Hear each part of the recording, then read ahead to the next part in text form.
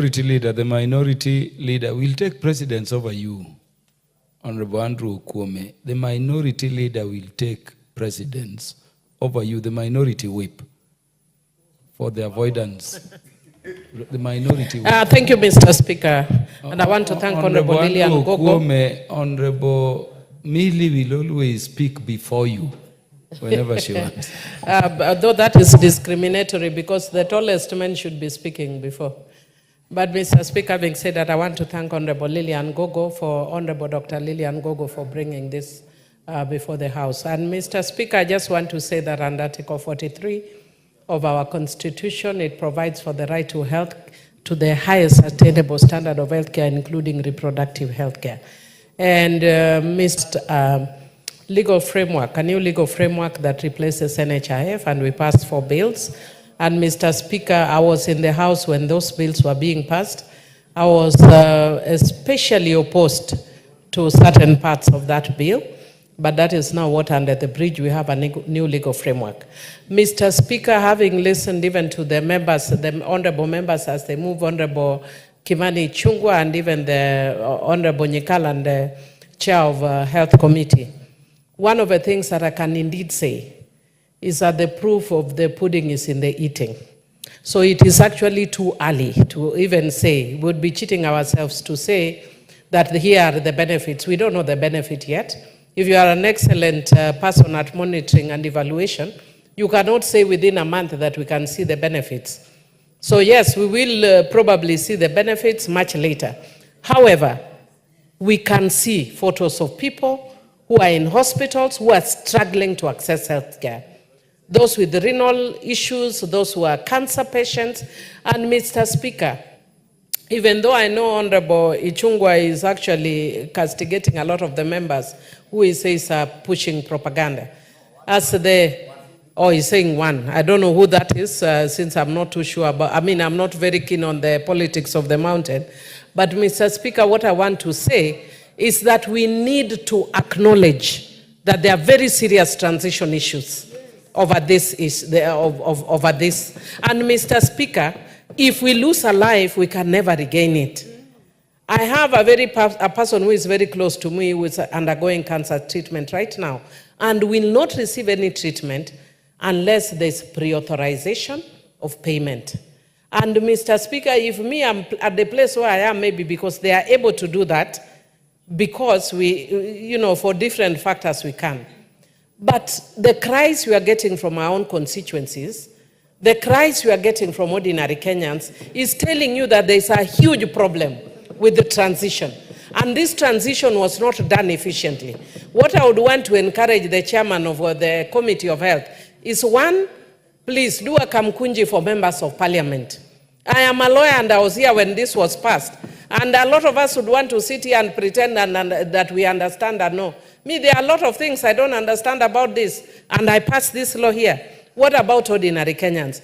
Do an urgent kamkunji for members of parliament so they understand what this new system is all about. Number 2, we need to actually stop most of the things we are doing in this country so that members of the public understand and know how they can access health care.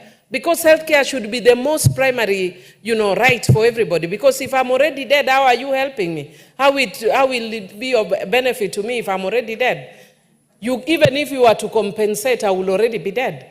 So really, I think we need to take this issue more seriously than we are. Let us listen to the cries of Kenyans.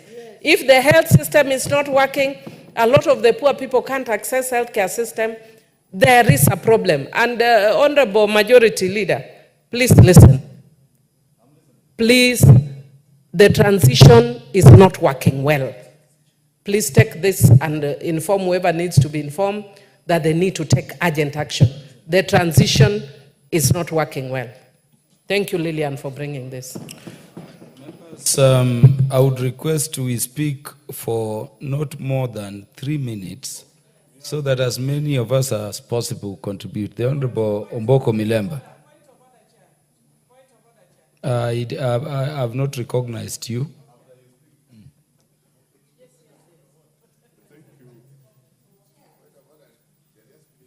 Thank you, Honorable Speaker. The issue concerning the new model of health provision in this country requires a consortium of all of us to deal with.